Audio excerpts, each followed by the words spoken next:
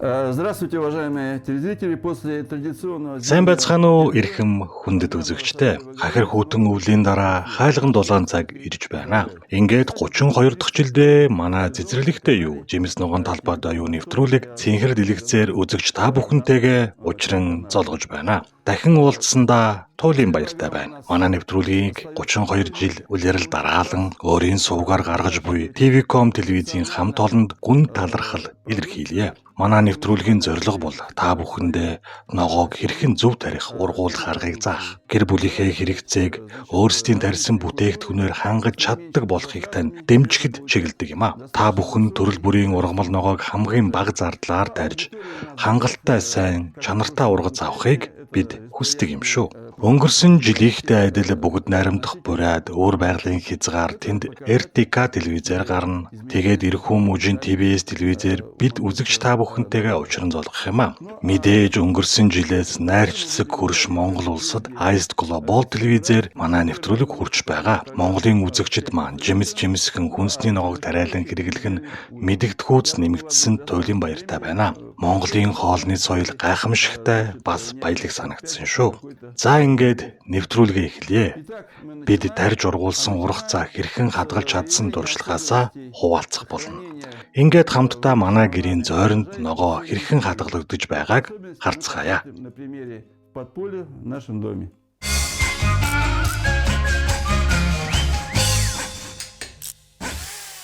За зимний период мы с вами... Өвлийн хүйтэн цагт бид хамгийн түрүүнд хадгалалт муудаадаг чинжүү, улаан лойл, хаш буюу баклажан зэрэг ногоонуудаа идэж дуусгасан. Бас байцаагаа дуусгачихсан. Магадгүй жаахан улаан байцаа үлдсэн байх. Тэгээд хургангуй буюу кабачок бас дуусчээ. Бас төмөс нилээд дундарсан байгаа биз? Гэхдээ зойр маань хоосроогүй хангалттай ногоо хадгалагдаж байна.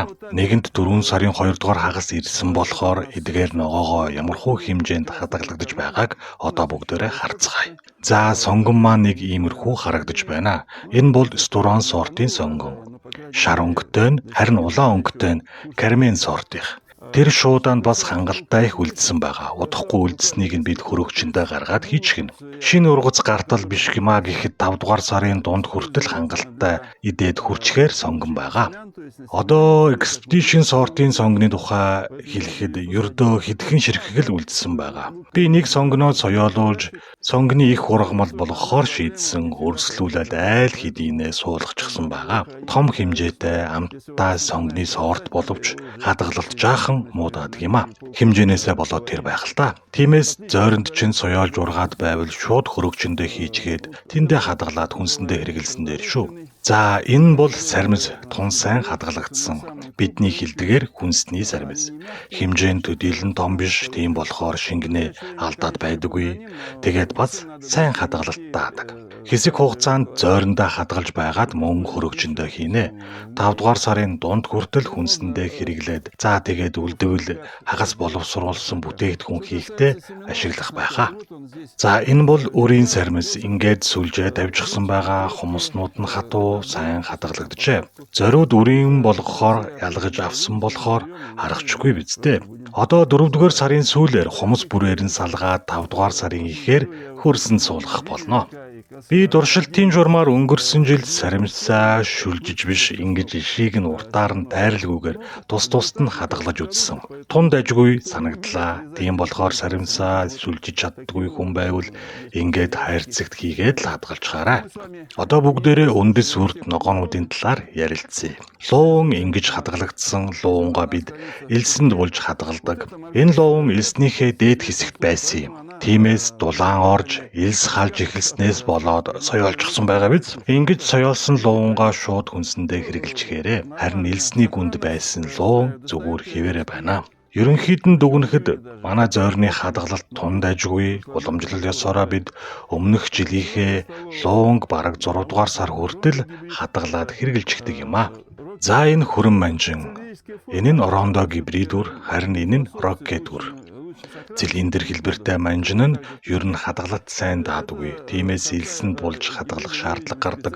Хэрчиж хоол хийхэд амар байх үүднээс ийм 100 хэлбэртэйгээр Европт гаргаж авсан сордолтой. Хадгалах нь хадгалж болно. Гэхдээ хүнсэнд шууд хэрэглэхэд илүү дээр болов уу гэж би бодож байгаа.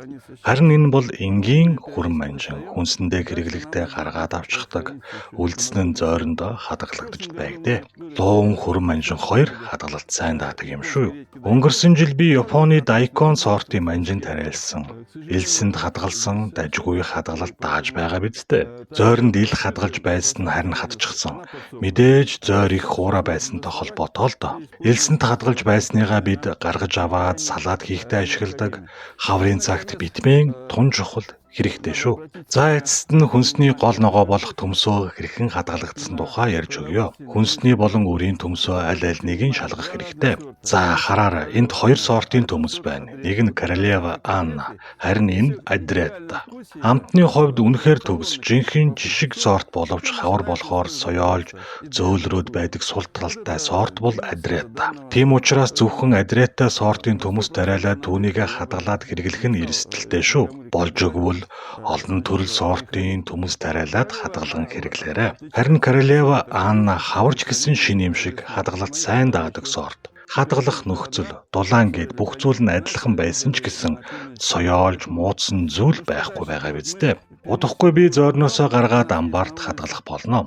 За тэгээд шинэ ургацтай зоолгох 8 дугаар сарын сүүл хүртэл хүнсэндээ хэрэглээд байх болов уу гэж тооцоолсоо. Өрийн төмсөөч би ойрын хугацаанд өөр газар зөөж оруулах хэрэгтэй.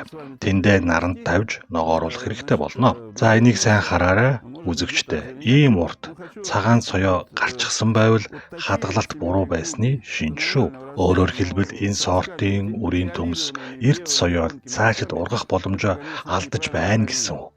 Би торонд, уутанд олон төрлийн сортын төмс хадгалж байгаа. Жишээ нь энэ гэхэд Краса Мишири шин сорт. За хараарай, соёон дөнгөж зухууж байгаа биз дээ. Энэ сортын төмсийг ч гэсэн эртхэн энэ зойрноос гаргах хэрэгтэй, соёолоод чанараа алдах нь байна. За тэгээд эрхэм үзэгчтэй. Таны өрийн төмс нэгэнт ингээд соёолоод ургачихсан бол соёогийн битгий дастаж аваарай. Соёогийн даствал ургацын тань хэмжээ 15%-аар буурна шүү. Тийм болохоор энэ хിവэр нь суулгачих хэрэгтэй шүү. Манай зойр хитрхи дулаахан буюу 10 хэмээс дулаан байх шиг байна. Тиймээс одоо эднийг арай сэрүүхэн 5-6 ихтэл 10 хэмийн дулаантай газарт шилжүүлэн зөөж хадгалах шаардлагатай. Төмсөө маш сайн хадгалаад хэрэглээрэй гэж зөвлөмөр байна. Бид энд хүнсний ногооноос гадна цэцэгсийнхээ болцоог бас хадгалдаг. Энд илд цэцэг буюу галидиолус цэцгийн болцоо байна. Хэрхэн хадгалагдсан болохыг нь харцгаая. Ялангуяа болцооны ёроол хэсгийг сайтар шалгаарай. Хэрвээ ямар нэгэн өвчин хортон байхгүй бол шууд хөрсөн суулгахад болно гэсэн үг. Ишийг нь аваад баг зэрэг цэвэрлээрэй. Тэгээд ил цэцгийнхээ болцоог дасгалгааны хэмд шүүгэн дээрээ ч юм уу нарны тусгалд ойр газар тавиад үрслүүлээрэй. Хурдан ургадаг юм шүү. Тэгээд уламжлал ёсоороо ил цэцгийг 5 дугаар сарын ихээр гадаа хөрсөнд суулгаарай. Харин энэ бол их цэцэг буюу горгин. Тунд ажгүй өвлдсөн байгаа биз дээ. Хавар болгон шин үрсэлэг авч мөнгөө үрхийн оронд ингээд ховинд өвлжүүлчихээрэй. Хамгийн гол нь өвөл нэг удаа нэмэлт туслахаа хийх хэрэгтэйг битгий мартаарай. Учир нь зойрнууд их хуура байдаг болохоор чигээ алдаж хөрс хатвал болцоо өгөх аюултай. За хараарай, аль хэдийнэ соёолжсон байгаа болохоор наранд гаргаж тавих хэрэгтэй. Ургамалд гэрэл ямар их хэрэгтэйг та бүхэн надаар хэлүүлдэггүй мэдэх байхаа. Хавар ирсний дохио болж нахиалаад эхэлчихсэн байгааг харахад таатай байна шүү. Зойрондоо би бас даршилсан ногоонуудаа хадгалдаг. Зойр халж байгаа болохоор удахгүй дээшээ гаргаж хөрөгчөндөө хийнэ. Мөн энд өнгөрсөн жилээс үлдсэн MNX, MMX зэрэг бичил бэлтгэлүүдийг хадгалж байгаа. Биологийн амьд бэлтгэл болохоор хөлдөөж болохгүй. Заавал дулаан зойронд хадгалах ёстой байдаг юм шүү. Таач гэсэн зойр хонглоо шалгаад нэг үзээрэй. Учир нь хадгалж байгаа болон даршилсан ногоогоо шинэ ургац авах хүртлээр хүнсэндээ хэрэглэх хэрэгтэй шүү дээ.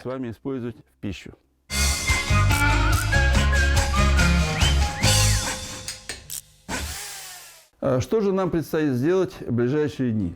Но прежде всего мы продолжаем посев Ойрын өдрүүдэд амжиж бид юу хийх ёстой тухай одоо ярилцъя. Юун түрүүнд үргэлжлэгээ хийх шаардлагатай. Яг одоо төрөл бүрийн байцаа өрсөлдүүлэн суулгах цаг нь ирээд байна. Ялангуяа миний дуртай даршилж идэхэд тохиромжтой дунд болцсон байцааны үргэлжлэгийг хийгээд өгөөрэй. Сүүлийн жилүүдэд голдуу Голландын Крофон, Мегатон зэрэг гибрид үрийн байцааг ихэвчлэн тариалж байгаатай бид даардаг. Гэхдээ зарим хүмүүс зөвлөлтийн Слава сортын байцаа тариалсан хэвээр байгааг хэлэхэд илүүдэхгүй. Мэдээж эдгээрээс илүү олон даршилгааны сортууд байдаг. Харин манай бус нутагт Крофон, Мегатон 2 л илүү сайн урууц өгдөг гэдгийг санаарай. Энгийн байцаатай хамт 4-р сарын 25-ны дотор би цэцэгт байцаа, брокколи, хятад болон улаан байцаа гэд бүх төрлийн байцаагаа өрсөлдүүлж дараагаар нь ил талбайдаа суулгацаа бэлдэх хэрэгтэй. Ойрын өдрүүдэд ихлээр бид хамтдаа дунд болцсон байцаануудыг суулгах нь гэж ойлгоорой. Крофон, Мегатон зэрэг гибрид үрүүд бол даршилгад тун тохиромжтой. Харин Итан, Харикен, Динер зэрэг дунд болцсон байцааны сортуудын үргэлжлэгийг хамт хийх хэрэгтэй. Эдгээр сортуудын байцааг бид эх жилийнхээ 3-р сар хүртэл хадгалж хэрэгэлдэг юм гэдгийг битгий мартаарай. За одоо бүгдээрээ юунд өрсөлдүүлэх талаар ярилцъя. Би ийм жижиг аягнуудыг санал болгомоор байна. Ойролцоогоор 100 мл-ийн багтаамжтай энгийн ундааны аяг байсан ч болно. Зөвхөн ёроолд нь нүх гаргахаа битгий мартаарай. Энэ бол троп буюу хөрсөнд уусдаг байгаль дээлтэй бүтээгдэхүүнээр хийсэн аяг. Агаар сайн нэвтрүүлдэг болохоор үндэс сайн хурдан ургана. Сул тал нь агаар сайн илүү нэвтрүүлдэг болохоор хөрс илүү хурдан хатдаг. Тийм болохоор ойрхон услах хэрэгтэй. Ингээд ургамал бүрийн үрийг тусад нь савнд хийж өрсөлдүүлэх ёстой гэдгийг санаарай. Өрсөлдүүлэх хөрсний тухайд бол бэлэн хөрс худалдаад авч болно. Эсвэл өөрсдөө бэлдсэн ч болно. Бууз ялзмаг дээр хөрс нэмж холиод, өрөнд тижээлөг хөрс бэлэн болно. Бууз хөрсний хэмжээ 1-ийг харьцах 2 байх ёстой гэдгийг битгий мартаарай. Бид одоо гадаад талбайн хүлэмжинд суулгах өрнүүдээ, өрсөлдөөнүүдээ бэлдэж байна. Тус бүрт нь тодорхой арчилгаа хэрэгтэй. Жишээ нь хүлэмжинд суулгах улаан лойлын өрсөлдөө маань ингэж харагдаж байна. Хэвийн сайн ургаж байгаа биз дээ. Цаг агаар болон танай хүлэмжнээс хамаарч хизээс суулгахаа шийдээрэй. Хэрвээ танай хүлэмж халаалттай бол 5-р сарын 1-нд, харин халаалтгүй бол 5-р сарын 10 хүртэл хүлээж байгаад суулгах нь биз дээ. За энэ бол гадаад талбайн суулгах улаан лойлын суулгац. Ургалтын өсөлтийн хувьд ялгаатай байгааг та бүхэн харж байгаа байх. Учир нь бид энэ суулгацаа ил талбайд ном хатгаад хучаад 5-р сарын сүүлээр эсвэл 6-р сарын 5-нд суулгах ёстой болно. Бас л цаг агаараас хамаарч хизээж суулгахаа шийднэ гэсэн үг. Харин энэ бол хүлэмжинд тарих чинжүү байна. Чинжүүг бид гадаа ил талбайд тарихаа болсон. Чинжүү болон улаан лойл хоёрын суулгацыг харьцуулаад нэг хараарай. Хөгжлөн сул байгаа биз дээ. Энэ бол цэвэр байгалийн хууль.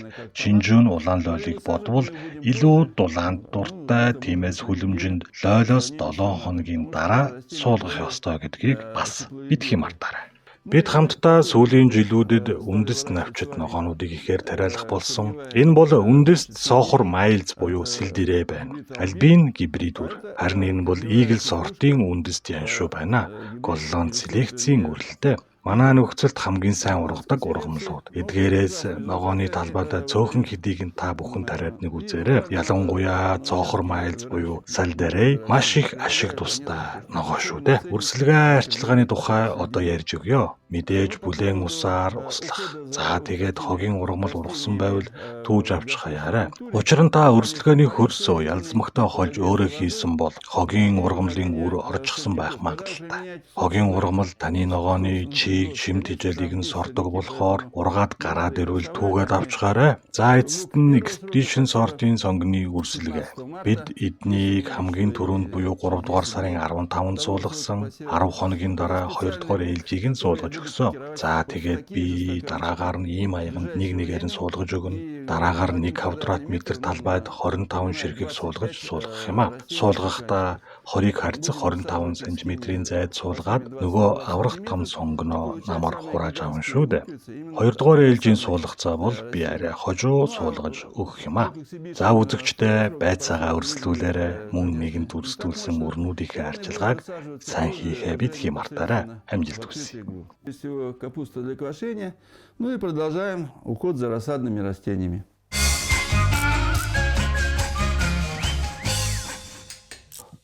Ойрын өдрүүдэд бид бүгдээрээ ногоон талбайдаа гарч цэвэрлэгээ арчилгаа хийх болно. Цас хайлсны дараа танаа ногоон талбай яаж харагдах ёстой болохыг би өөрийн талбай дээр жишээлэн харуулмаар байна.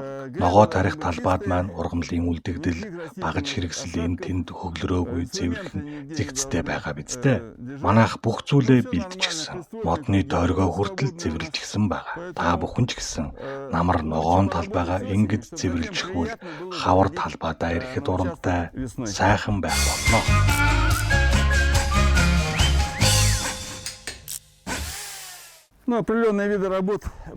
Сүүлийн жилүүдэд 4-р сарын хагаст нэлээд хүйтэн байх боллоо. Гэсэн хэдий ч бид талбайдаа тодорхой ажлуудыг хийж амжуулах ёстой.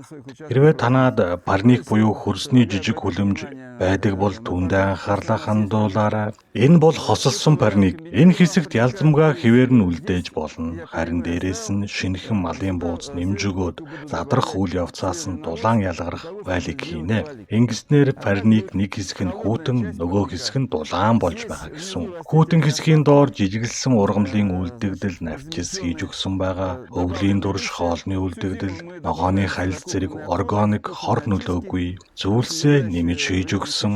Одоо эдгээр нь дулаархаар ялзарч айжмдаа бордоо болно. Энэ үйл явцыг түргэтгэхээр хөлдсөн хөрсийг ойр ойрхон сэргэжүүлж өгөх хэрэгтэй юм аа.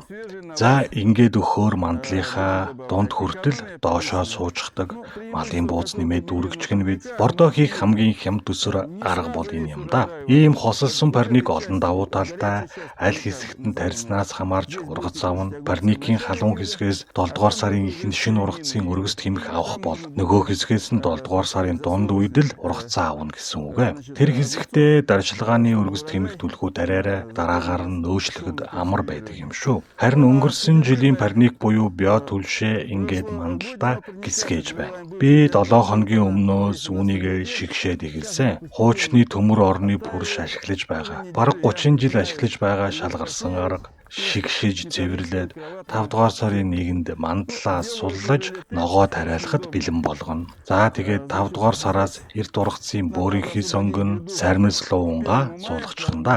Одоо миний шигшиж байгаа энэ бол цэвэр ялзмаг биш. Шигшээд өгөхөөр дунд нь бүрэн задарч ялзмагт хөрс болоогүй үлдэгдэл байгаа биз дээ.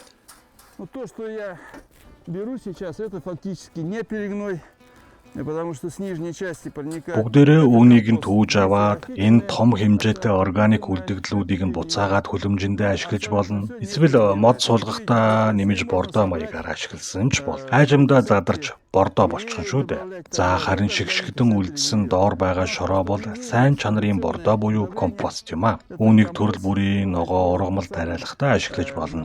Ялангуяа үржил шимийг шаарддаг сонгон сармис байцаа зэргийг тариалахдаа ашиглах нь маш тохиромжтой. За тэгээс төмөс тарихдаа ч бордоо маягаар нэмж өгөхөд илүүдэхгүй шүү дээ. За ногоочдоо парниктаа анхаарлаа хандуулж энэ удирдлагын тариалтандаа бэлдээрэй. Тэгээд өргөст хэмхээ суулгах хамгийн тохиромжтой үе бол 5-р сарын 5-наас 6 гэдгийг битгий мартаарай.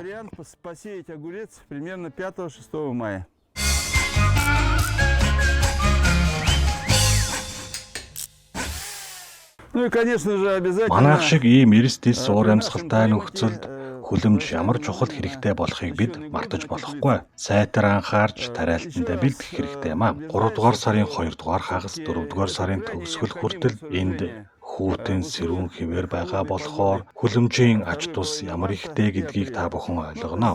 Өвөл энд торох услгааны сав багаж хэрэгслээ хадгалдаг байсан бол одоо удахгүй эднийгээ гаргаад цэвэрлэнэ. Энд бас цэцэг тарихад зориулж шигшиж бэлдсэн хөрс маань байна. Харин энд Expedition сортын сонгоныхоо булцууг дөнгөж суулгаад байгааг харж болно. За харин энэ нэгнийг хараарай. Энэ бол энгийн мандал. Харин энэ бол дулаалгатай мандал. Би энд халаалтыг нь шийдэж өгсөн. Хараарай. Генеральский болон Престе зэрэг 2 сортын ирдиска аль хэдийнээс соёолоод ургаад гараад ирчихсэн байгаа биз дээ. Мөн Индиал сортын уруккула ургаж байгаа. Удахгүй саяхан суулгасан салатны гиж соёолоод гараад ирэх байхаа. Гадаа ийм хүүтэн байгаа хэдий ч яаж ургуулж чадваа гэж та гайхаж байна уу? Учир нь хөрсөн доор суйрлуулсан халаалтын кабелийн Ач тус энэ юм аа. Өнгөрсөн жил би анх туршиж үзсэн нэг мандалтаа суйрлуулсан. Үр дүнд нь сэтгэл хангалуун байна. Цахилгаан бага хэрэгэлдэг, зарцуулдаг юм байна лээ. 50 см-ийн гүнд дулаалгын материал хийж өгөөд дээрээс нь энэ кабелийг тавьсан. Ташрамт хэлэхэд Оросын холбооны улсад үйлдвэрлэсэн кабель манай улаан үүдийн дэлгүүрүүдээр айл хэдийнэ худалдаалагдаад эхэлчихсэн байлээ. Залгаад хөрсөө шууд халаачдаг.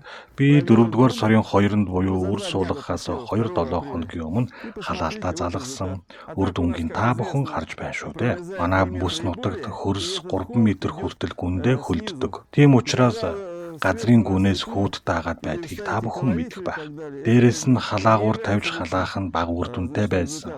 Тэгээд ургамалд дээрээс нь ч доороос нь ч дулаан өгөх аргыг ашигласан нь нүдээ олсон зүйл боллоо. Боддоо ингээд бид 5-р сарын 1 гэхэд шинэ ургацын салаатуудаа хурааж аваад хүнсэндээ хэрэгэлсэн ч болохоор боллоо шүү дээ. Гадаа ийм хүүтэд сэрүүн байхад энэ бол том амжилт та. Ер нь айжмаар бид халаагуур кабель ашиглах технологи руу шилжих хэрэгтэй юм шиг байна. Манай бүс нутаг төдийгүй Монгол улсын хувьд хүлэмжээ ингэж эрт ашиглаж, эрт ургац авахд хамгийн тохиромжтой шийдэл бол энэ юм аа.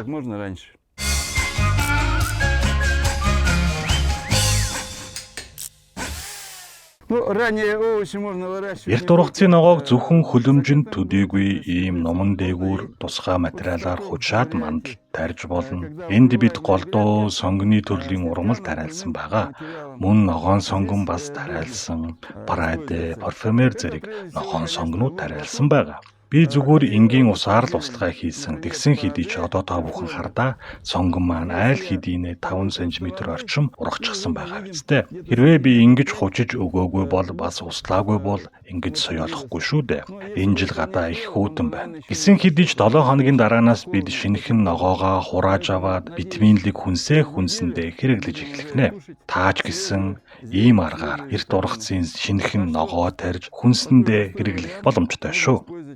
Получение ранней зелени можно использовать каждому.